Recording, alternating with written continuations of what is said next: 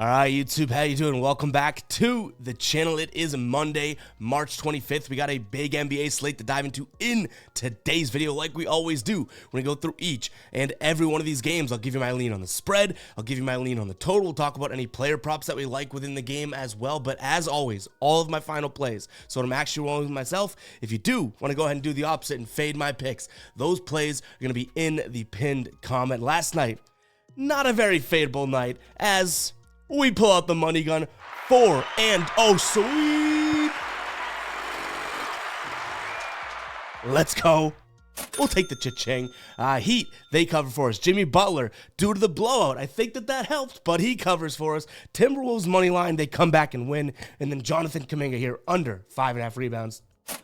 That cashes. Now, the only one that's on here that's a push was Cade Cunningham. He doesn't play due to injury, so we go 4-0-1 last night. I have a feeling if Cade plays, he cashes because everything we talked about yesterday, pretty much damn near everything we talked about, I should say, ends up hitting. So what a night in the NBA. And you know what? The fun does not even stop there. Our ride of the day, some max. Coming in from midnight here, ride of the day, Josh Giddey over 10.5 points. Josh Giddey went off yesterday. Another cha-ching. So a very nice little day for the channel. If you guys don't know what the ride of the day is, all you got to use is hashtag ride of the day in the comments. I'm jumping aboard with one person's pick, giving you a shout out over on my Twitter and in the next video, win or loss. If you win, we continue to ride with your pick. So make sure to go ahead and drop those hashtag ride of the days in the comments, and looking forward to seeing midnights in the comments today. And I guess before we do go ahead and jump into the slate, this is probably a good time to shout out the Fade Me store. We'll throw out a discount today. You can use code SWEEP over on fademe.store. Save 20% off your order. I'm rocking the Money Gun hat right here, the new Money Gun collection that we launched. But we have a bunch of cool products over on the store. If you want to support us and get a great discount today, fademe.store. I'll put that in the pinned comment. You can use code SWEEP, get 20% off. Let's go ahead and jump into today's slate, guys. Hit that subscribe button, hit that like button. Let's get rocking and rolling. We got the Cavs taking on Charlotte. And before I do go through the slate, I will say, look at the spreads today, guys. This is probably more of a player prop focused day in terms of my final plays, because there's no real, even what Vegas or the odds makers would predict, competitive games on today. So kind of a tough one, because there's so many games you get excited for that. And it's there's not that many good games. So keep an eye on the pinned comment for all the final plays, but we're going to go through and find what we can find here. We got the Cavs taking on Charlotte. Cleveland coming off of a loss yesterday to Miami. That being said, I mean, they've been so injured. Their starters didn't have to go out there and play a bunch, obviously, due to the fact that it was such a blowout. Still playing 30-plus minutes for some guys. Actually, I don't think anyone played 30-plus minutes, but still, 25-plus whatnot for some of the better guys. But they are in a back-to-back here, but it's still a 12-point spread, so I can't get myself self to Charlotte. This is a Cleveland team that's kind of in shambles, both injury-wise and they're just not playing good basketball. Then why does Vegas come in and say, okay, you're at home, you're on a back-to-back, playing a terrible team, we're still going to give you 12 points, right? So I'm actually going to lean towards Cleveland, weirdly enough, in this spot, because they're playing such a bad team. But also, if you line read that, the way Cleveland's been playing, this should be a 9.5 point spread. They're laying 12, so the bookmakers may know something here. Give me Cleveland minus the 12 points. In terms of a total, 205 seems a little bit too low. We are in a back-to-back here. Cleveland, their defense has been okay. I guess you wouldn't say that about yesterday's game, but prior to that, 103, 107, 104 allowed to their opponents. Miami was one of those teams too, so they did kind of suffocate Miami's defense at one point, but they're on a back-to-back. I think they have tired legs, and that's a really, really low total, so I'll lean towards the over slightly. But again, guys, weird slate. This is definitely a weird game. This is a Charlotte team that now I'm leaning towards an over, and Charlotte struggled to even get to triple digits in their last 5 games, so kind of tough here. From a player prop perspective, this could be a play that I roll with. I don't love the matchup, but I'm kind of banking on, again, Cleveland's legs being a little bit tired, because they're good against the point guard and shooting guard defense here. I'm looking at Trey Mann over 18.5 points, rebounds, and assists. He's hit this in 7 of his last 10 games. He's been going off as of late, and he's been getting plenty of minutes. That's what I like to see. In his last 10 games here, he's averaging 32 minutes. He's shooting the ball 10-plus times, 8.5 rebound chances, and 8 potential assist chances too. So the volume should be there for the guy. I just don't know if the matchup is necessarily there. So I'm hoping that because it's a back-to-back, it's kind of a recipe for success here. So we'll look at Trey Mann over 18.5 PRA. Next, we got the Hawks taking on the Celtics. Hawks are at home. They're getting 12 points, and you're probably thinking, well, that's a lot of points. This Hawks just had a huge win over Charlotte, like whoop-de-doo. But I don't think it's a lot of points. Like, the Celtics team is just, I keep saying it, but the Celtics, and there's been other teams at times this season, it's like, why get in front of a freight train right now? Like, the Celtics may drop this game against the spread. Because we lean that way doesn't make it a final play or anything like that, but it's like, I can't get to the Hawks side of things. I can't talk myself into liking the Hawks, and that's not because I'm a Celtics fan. It's because the Celtics have won 9 straight games. During that stretch, they are 8-1 against the spread. Their one game that, they didn't cover was against Milwaukee without Giannis. Kind of a weird game, but nonetheless, like, still, they're absolutely just on fire, going scorched earth right now. It's weird because, like, they don't, I guess they're fighting for that number 1 overall in the NBA seed, right? They want to secure that, so I get it. But, like, this is a team that seems like they're still proving a point, even though they're clear-cut number 1 playoff team in the East, it seems. So I like that as a Celtics fan, but right now it's like, why get in front of, a freight train? Give me the Celtics here minus the points. Total at 225.5. I'm going to lean towards the over. I can't really see a world in which Atlanta stops the Celtics. Now, do they run in transition? I hope so, because that's how you can beat this Atlanta team to a pulp. Like, their transition defense is absolutely terrible. So I'll lean towards the over, and kind of in line with that, like, let's look at Jaylen Brown, one of the best transition guys on the Celtics. Like, he'll get out and run for sure. His over 28.5 points plus rebounds, he's cashed that in 9 of his last 10 games. He's done it in 7 straight games.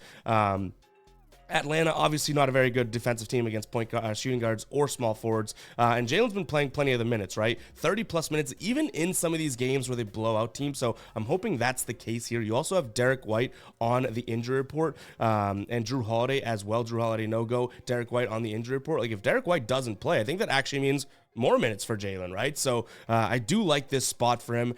In terms of what he's done against them, he's been spotty against Atlanta in the past, but hopefully we have one of these bigger games from him today. Again, I'm hoping this game turns to transition for both offense and, for the over as well as Jaylen Brown here. And by the way, guys, if you guys do want to check out the tool that I just popped up on the screen, we'll refer back to it a couple times during the video. That is Outlier. It's my favorite player prop research tool on the market right now. Those guys are just so good at what they do. The fact that, I can ring them up and say, hey, I think that this could be added to the tool, and a month later it's in there, like, super, super cool guys. They just truly believe in making the best product possible. Go try it out. 7 days free with the link in the pinned comment. It's an absolute no-brainer. Like, I mean that. I say that a lot of time. It's like a catchphrase. It's a no-brainer. This is a no-brainer. 7 days free. Go try Outlier. You'll see me pop it up a few other times during the show today.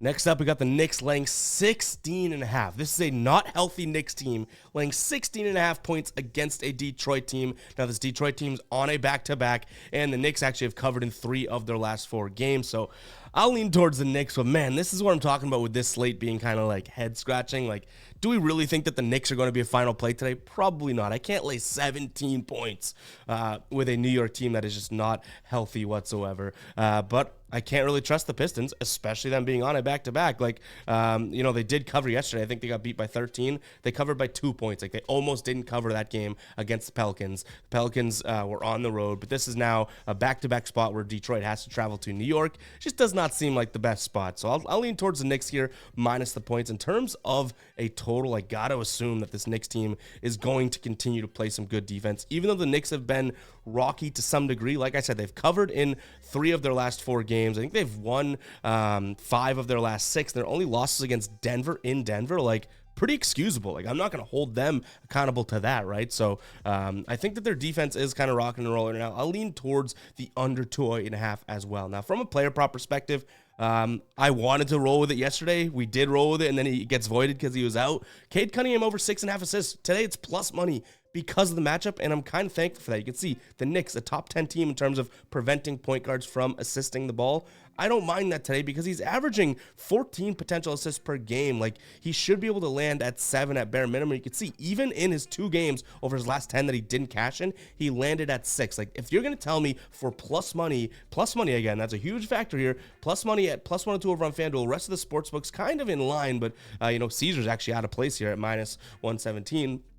If you're going to tell me that you're going to get sort of a floor of the hook, I'll take that for plus money. That's worth the gamble, in my opinion, because he's going to be around this line. Like, he's not going to have a 4-assist game. You know, you have to go back about 15 games before you see one of those. So I do think that this could be a good spot. He's also cashed in 3 straight games against the Knicks. Like, yeah, they're a really good defense. They're really good at preventing assists to point guards, but take a peek at this. Like, he's had 14, 14, and 14 potential assists against them in 3 games, 2 of them being this season. I like Cade Cunningham today over 6.5 assists. Again, it's for plus money. That shows me some serious value there. Do I think it's a great matchup? No, but I like the plus money approach. Next up, we have Toronto getting 6.5 points here against the Brooklyn Nets. Toronto is at home, and for that reason, I'll take the points. I think both these teams are not really trustworthy, and I don't like either of them. This is one of the, as many bad games there is on today's slate, like this is one of the ones where I'm like, I don't really love this spot for either team. So I'll take the 6.5. Maybe we can get 7 points at some point. This opened up at 6, and I believe it's moved up. So maybe we wait long enough, we can get it. Like, I actually wouldn't mind pulling the trigger at 7 points with Toronto at home in this spot. It's more like betting against the Nets than it is backing Toronto. So give me them. In terms of the total, 217, I don't really see like much defense in this game, but I don't see much offense. I'm going to trust that part more than the defense. So I'll lean towards the under ever so slightly in this spot. When it comes to player props here, do I love the matchup for either one of these plays? Not necessarily, but they're both plays that we've been cashing like lights out as of late. Kelly Olynyk under 6.5 assists and Nick Claxton under 6.5 rebounds. Let me make that clear. And Nick Claxton under 11.5 rebounds. Both these guys, I'm betting on their chances. Like, I know both these teams, technically speaking, should be a good matchup for either of them to get a bunch of rebounds, right? Especially Nick Claxton. We'll talk about that in a second. But still, only averaging 10.3 rebound chances per game over his last 10 for Kelly Olynyk, and he's been getting the minutes. Like, we're into the meat and potatoes of since Jakob Poeltl's out, Barnes is out. Kelly Olynyk's minutes are pretty flatlined now, right? So I don't think he's going to have that many opportunities. And same thing for Nick Claxton. Like, he's only averaging 17 points only, but 17.7 rebound chances per game over his last 10. He would need to be averaging 20 plus for me to be confident in taking the over at this line. So why I say it's kind of like funny and I chuckle at it is because, like, these are the two centers of the teams. I'm taking both their rebounds, and I also said I don't trust the offenses on either one of these teams. So it's like, okay, who's grabbing the rebounds? I don't know, but I do think that neither one of these guys have that, like, dog mentality. I don't care if Nick Claxton has a good matchup. That dude is going to kind of like mope around sometimes and not even try to get a bunch of rebounds. So I would say I probably either pull the trigger on both of these or neither one of them, because I don't want to like pick and choose which guy has the night. If I had to bet, Kelly Olynyk has a farther chance of cashing this, because I do think that he kind of has that like, oh, it's a good matchup, let me outwork you. Whereas Nick Claxton, I don't really care if he has a good matchup. Like, he can kind of just be lazy around sometimes and be like, I don't really care about grabbing rebounds. And for him to get 12 rebounds, like, that's a decent amount. So yeah, I'll sound the psycho alert alarm because my logic is all twisted in this spot here, but I do think that both of these guys, their number, because of the matchup, is just a little bit too high, especially Nick Claxton. Like, he hasn't cashed his rebound line in a few games, and it's gone up by 1 rebound in this spot. Like, I really could see myself pulling the trigger on that. All right, before we jump into the rest of the slate, let me give a proper sort of depiction of what Outlier is. This is the game screen here. You could check where the money and the bet percentages is. It's really, really cool. They also have the trends to those numbers, the green bars and the red bars. You want to go in and analyze it more, you can go in, we can look at this based on their last 20, last 10, head-to-head, how have they done against this line, the team rankings, where they rank, their records, all this good stuff. That's all for the games, but I really like their player prop spot here. You can filter up top, but you can look through and see what the hit rates are, last 10, last 5, last 20, head-to-head, all that good stuff. You get into something like this, Nick Claxton. Let's open this new tab. You could see the matchup here. You could see Toronto allowing the 7th most rebounds to opposing centers this season, but you could see his hit rate over his last 10, last 20, head-to-head. This season alone, all that stuff, his rebound chance numbers. Like, this is such a cool tool. For an additional price, they also have the EV and arbitrage and middle tools as well. And then one thing that I think is really cool that I feel like doesn't necessarily get talked about enough for Outlier is that all of those like pre-built parlays that are on FanDuel and DraftKings and stuff, they actually come in here and analyze with one click. So you can see if that is even a good play or if it's kind of like a money grab from FanDuel or something like that. You can see this one is already pre-built. It's a trending parlay that's going on, and you can see the hit rate of all these and what the odds are. Like, is FanDuel even offering the best odds? So really, really cool tool, guys. Again, that link is going to be in the pinned comment. You can get 7 days free, but what I like is that it's only $19.99 a month after that 7 days. Like, this is not a triple digit tool unless you're paying for obviously the EV, the boost, and that type of thing. If you just want the standard player props and games tool, $19.99 a month is literally one of the most price manageable tools that I've seen on the market, and it's my favorite and best tool as well. So go check it out, guys. That link is in the pinned comment. You guys know I don't blow smoke up your ass, right? If I show you a tool and talk about a tool, it's because I use the damn tool. We don't do a bunch of different brands here on the channel because I like to promote things that I work with and that I trust. So go check out Outlier, guys. That link is in the pinned comment. 7 days free.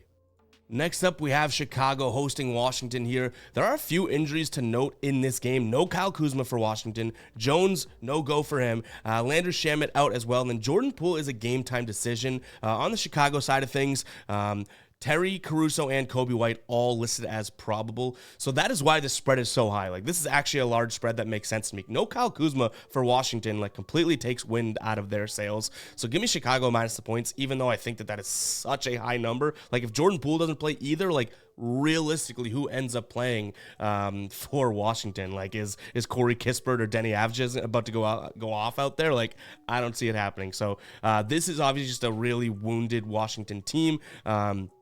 Coming off of 2 straight wins, which is kind of impressive, but again, with no Kuzma and potentially no Poole, like, you're talking about a bad team just got worse. And then on the Chicago side of things, all those guys are probable, so hoping, for the sake of this lean, they do end up playing. In terms of player props here, I'll actually look at Corey Kispert's under 2.5 assists. He's averaging 3.5 potential assists per game, and if he doesn't have, Poole or Jordan Poole or Kyle Kuzma to, like, accidentally get an assist to, I don't see him really easily getting 3 assists. So it is a plus money play because I wouldn't look at this if it's like minus 115, right? Because that's such a low number. Like, I feel like I could accidentally get 3 assists in an NBA game, probably because I'd be shitting my bricks and I'd be passing it. But I do think that, Corey Kispert, he's not going to be looking to pass, especially if he may even be the scorer out there, which is crazy to say, right? So I'll lean towards the under 2.5 for them. I think his points total is up as well. So maybe they're not even expecting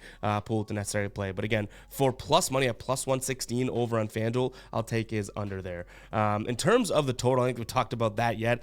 Total-wise, give me the over. Neither one of these teams plays good transition defense. Even though I do think Chicago's a good defense, we haven't necessarily seen them kind of lock up in, I want to say, quite some time, but 2 straight games here, they've allowed 120 plus. The Celtics, that makes sense. That was their last game, but allowing 127 to Houston, like, that doesn't compute. Houston's not, I mean, they're playing with fast pace, but that's not an easy, like, team to say, okay, yeah, let's let it pass. Like, obviously Houston's giving you 120 plus. No. So I think that this could be a spot in which if Washington continues to play how they've been playing, which is kind of like a 110 fastball down the middle scoring wise, they may be able to put up, 115 or more in this spot. And if I think Chicago's going to win this game, there is the total over, right? Next up, we have Houston taking on Portland here. Houston's been playing some damn good basketball. 9-1 in their last 10 games here, both against spread and straight up. They're covering some big numbers as well. In terms of injuries in this spot, Simons and Ayton both game time decisions. Jeremy Grant game time decision as well. Like, so many guys are obviously still injured and or out for Portland. So I'll lean towards Houston. 12 points, I'll tell you right now, I'm not comfortable laying as a final play, so this is going to remain a lean. I can almost guarantee that. In terms of the total, we're looking at 223. Like I had said, this Houston team had been scoring a lot of points. I still don't really trust that they are, a 120-plus team, even though they've done it in, I think it's like either 3 of their last 5 or 4 of their last 5. And we just talked about that in the last game. Like, I just can't see them doing it again, but they're playing Portland. Like, if they did it against Chicago and they did it against Cleveland, then I think they can do it against Portland, right? So maybe this is an over that I look at, but potentially more so a like look at the team total for Houston. If we can get that around like, I don't even know, minus 112 or something like that. In fact, I haven't looked at it yet, but what an opportunity to brag about Outlier a little bit more. So we can head in and find this game, right? Team props, Houston points, it's 118. Okay, so maybe I was hoping for like a 112, 113 spot, so maybe that is a little steep for our liking, but I could see them dropping 119. So that probably is a play that I'd consider before minus 12 or even the total overall, just because I don't even know what to make of this Portland team, right? But, if they can give you 100 points, I could see this overhitting, so I'll lean in that direction. Now, in terms of player props here, I'm going to be looking at Fred VanVleet over 7.5 assists. I think that this is a decent matchup for him. If there's anything that's been kind of true all year, it's that Portland actually has a decent perimeter defense, but that's where Fred VanVleet can kind of like thrive here. Like if they double him or try and throw a lot at him, he'll just pass it and hopefully someone can go score the rock, right? So he's been having tons of potential assists per game, 14.6 over his last 10, over his last 20, still 14 plus on the season, averaging 14 potential assists. So that should be his line, which is a floor, I would say, of 7 assists. Get one more for us when we catch that over. Next up, we got the Spurs taking on the Suns. We did just see this matchup a couple nights ago, and then they had a day off, and now they're playing it again here. This is a weird one because, like, obviously, this is a Phoenix team that is way better than this Spurs team. Injuries-wise, Victor Wembanyama is a game-time decision, so if he doesn't play, I obviously like the Suns. I think I still do lean Suns minus the points regardless.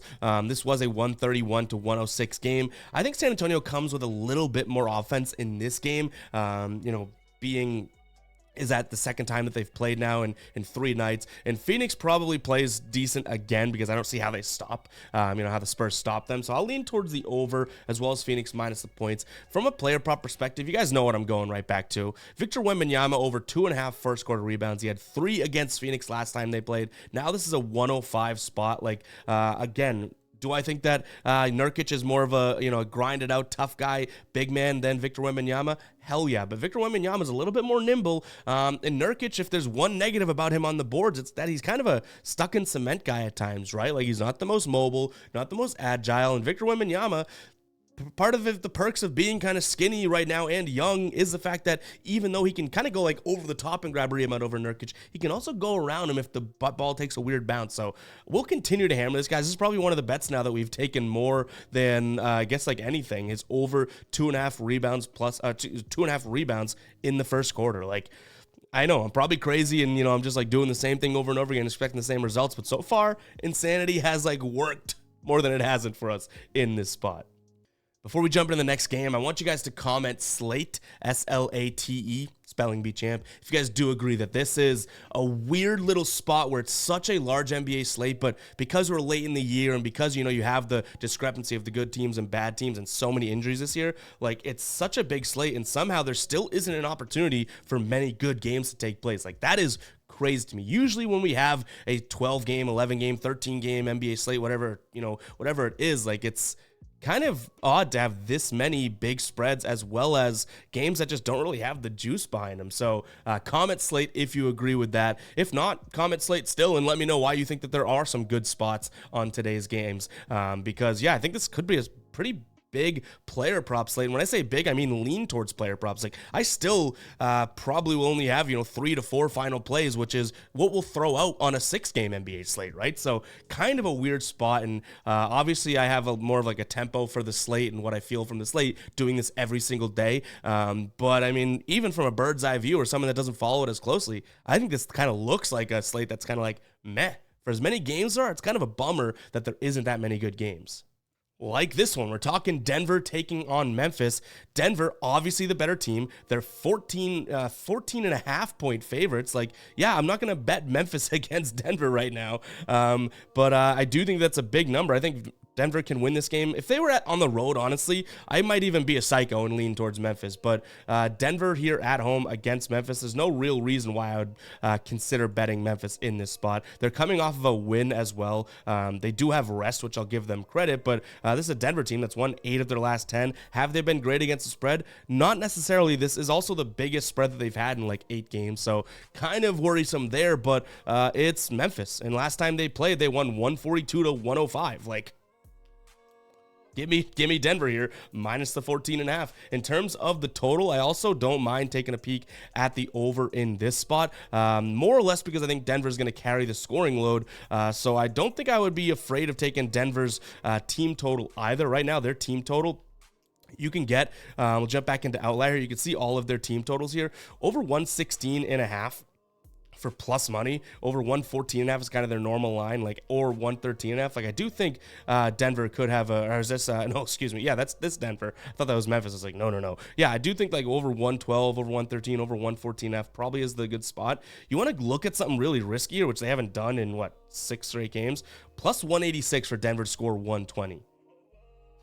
Little interesting there. Do I think that they get 120? Not necessarily, but good, could be some good value for a Memphis team that the defense has kind of been there, but Golden State 137, right? Sacramento 121, OKC 124. Like Denver, a little bit slower than these teams, but still a very good team. So it could be a spot there that we don't mind taking a peek at. Now, from a player prop perspective here, it's obviously not my favorite spot for player props due to the fact that we do have a blowout situation here, but I'm going to lean towards Jamal Murray under 2.5 3-pointers made. He has only done that. He's only hit the over 3+ threes in one game out of his last 10. Head to head here, he's crushed Memphis. In 3 straight games, he's had 4 threes, so that's a little bit worrisome here. But Memphis actually, not to say that they play the perimeter well, but they don't really, they're not soft around the perimeter. Mid-range, they are. Like, I can see Jamal Murray having a decent scoring night at the mid-range, but that would tell me that he's kind of like, okay, I'll look for the mid-range because that's their weakness, versus even the attempts being there for him to hit 3 threes. So I'll lean towards the under 2.5 threes for Jamal Murray in the spot from a player prop perspective. All right, Utah taking on Dallas here. It's another spot where I feel like it's a chalky play, and I don't necessarily like it, but I'll take Dallas minus the 8 points. If this was 9 or 9.5, I do think that I could be kind of swayed towards Utah, okay? So I don't want it to seem like I think Dallas is going to win this game by like 20 points or anything like that, but they are 7-3 against the spread in their last 10, 7-3 straight up as well. Last time these two teams played, Dallas wins 113-97. That was only, a week ago? So they show that they can do that. That was in Dallas, though. Utah is a better team at home, so we can give them some credit there. They're 9-27 straight up on the road this year, right? 20-15 at home. I just don't think this is the best spot for them. They do have some injury concerns. Lauri Markkanen's questionable. If he plays, that's going to be a big boost to them. I get that. I think Chris Dunn is suspended from the fight with was it Jabari Smith? Do I have that right? Literally throwing punches, or trying to. These guys throw punches and just hit air. So he's not a go for them, right? But not that, Keontae George and Colin Sexton are actually playing decent backcourt basketball for them. But nonetheless, guys, I do think that this is just a spot where Dallas is 8 points better than Utah. If this was 9.5, I'd probably lean towards Utah. So I'm giving you the honest, approach of it's not like a lock. I do think that this is a Utah team that, giving them a couple more points, I could have easily been behind in this spot. From a total perspective, I think everybody and their grandmother is going to be like, oh, this game's going over because of the two teams that we have. And it should go over. I get that. But last time they played, 113-97, this is a pretty low-scoring game. Maybe it's due to the fact that, Dallas really weak on the perimeter. Utah, not the best perimeter shooting team. Dallas really good sort of at the paint and stuff like that. Utah actually a pretty good defensive team in the paint and at the rim. Maybe because of these two teams being fast-paced teams, everyone thinks that it's going to be a high-scoring game, but the way they kind of match up, it's like, oh, what we do, you're actually pretty good at defensively. What we do, you're actually pretty good at defensively. I'm going to lean towards the under again. I do think this is a good spot, and again, I think that this is also kind of fueled by the fact that I think a lot of people are going to be on the over, just because you hear Dallas and you hear Utah, and you're thinking, okay, over, right? Which, in all fairness, makes a little bit of sense here. And this line, in terms of a total, I believe it opened up at, let me see if I can pull it up. It opened up at 234.5, 233.5 on some books, and literally within a day has gone up to 237. The public is taking the over. I do think the books obviously are showing a little resiliency to letting them take that, so maybe the books think that this is going to finish around the 235-ish mark, which is where I have it pegged, but if this gets any higher, we could pull the trigger on an under here. From a player prop perspective, due to the fact that I think there's going to be some pace here, but not that much scoring, I don't mind Luka Doncic's over 9.5 rebounds here. This is a Utah team that does not, prevent rebounds to the point guard position very well. And Luka, yeah, he's a point guard. He is a true point guard, but he's huge, right? Like, this dude can get rebounds no matter what. He's hit it in 8 of his last 10 games. Last time they did play, he had 9. That was the previous game. So he was right at that line. One more rebound, and he cashes that one. So I'll lean towards that. But honestly, this isn't really the most, like, Lauri Markkanen's listed as a questionable, so no other Jazz props are on the board at the time of recording right now. So maybe even something like a John Collins rebound could be something I consider, but keep an eye on the pin comment to see if any more lines come out for us to throw something in. All right, Sacramento taking on Philadelphia. Finally, we have an underdog that I could actually get behind, as sad as it is, because I could also see the Sacramento argument here, but 9 points seems like it's a little bit too much to be giving Philadelphia in this spot. Is it great that Philly is on a back-to-back? No. Sacramento coming off a win against Orlando a couple nights ago as well, but I do think 9 points is a little bit too much. Do I think Sacramento wins the game? Probably. They're at home, playing a team that's on a back-to-back, and this is kind of the end of, not really the end. This is the last game of a road trip for Philly. Then they go home and play the Clippers, and then they start a road trip all over again. So this is probably not the best spot for Philly, but again, I'm looking at that number saying it's a little bit too high. So I'll take Philly plus the 9 points. They did, weirdly enough, I guess you could say, blow out the Clippers in this spot. So from a minutes played perspective, you had Maxey and Harris play a bunch of minutes, but no one else really played that many minutes. So yes, those are two pretty damn important guys, but altogether, like, the team, other than their 2 best players right now, should be fairly rested. Maybe I'm trying to spin it to make it sound a little bit better, because I don't think it's the best spot for them. And this is more like I don't really feel comfortable laying 9 points with Sacramento, even though they're playing good basketball as of right now. In terms of the total, can't help but think this one goes over. Philly's going to be good around the rim, but, Sacramento has weird ways of scoring, like whether it's the corner 3 or Murray just sitting out there and camping and shooting some threes. Like, I do think that, the basketball that they've been playing as of late is pretty good on brand in terms of, like, hey, figure out a way to score, we'll score. Give it to Sabonis, he makes things happen. And obviously you have, De'Aaron Fox as well. So I'll lean towards the over because I think it's a little bit too low, especially with the Sixers on a back-to-back here. I don't think that their defense is going to be kind of primed and ready. From a player prop perspective, surprisingly, nothing I really like within this game. Maybe De'Aaron Fox under 3.5 turnovers. It's a really big number, and he's only hit the over in 2 of his last 10 games, and in 3 straight games against the Sixers here, he has not turned the ball over 4 times or more. And on the season, Philadelphia only averaging, I want to say that they're the 5th fewest turnovers allowed to point guards. So could be a spot there, but nothing jumps off the page when we start digging for turnover props, right? All right, next up and last up here, we have the Clippers taking on the Pacers. This is a game in which both teams are on a back-to-back here. I'll lean towards the home team. I know I've been pretty chalky in today's video, leaning towards a few favorites here for the most part, but this Clippers team coming off a loss against Philadelphia, I assume that they're going to have a little fire under their ass. Indiana had a late game last night in LA. Now they travel to LA essentially, but a long game last night, 150 to 145 loss, where the Clippers kind of was a lower pace. They still lost, but they weren't out there. Kawhi Leonard played 30 minutes, Harden played like 32, Paul George 33. You have Halliburton that played 33. Miles Turner played 30. Like, these guys did play plenty of minutes here. And if you're asking me which is the better spot, I'll take the team that's on a back-to-back at home versus the team that's on a back-to-back on the West Coast in the middle of a West Coast trip. So give me the Clippers minus the points. Total sitting at 233. It's actually a number that I thought would be more like 237. So I'll slightly lean towards the over. I think the Clippers have some points in the tank after last night. Last time they played, this is a 151 to 127 game. The time before that, 131 to 130. So these two teams have scored a lot against one another in the last 2 meetings between one another here. And it makes sense. Like, it's a Clippers team that should be able to get into the paint. Indiana doesn't get really good at in the paint defense until really, I would say, at the rim, right? So if Kawhi wants to do those little in the paint pull-ups, same thing with Paul George, that type of thing, I think there could be some success there. Also some corner 3 action for the Clippers. So I think they should be able to score. And the Pacers are going to figure out a way to score just based on the fact that they can play so fast and score, right? So even though the Clippers are such a good team, that perimeter is not all that great when it comes to the 3 ball.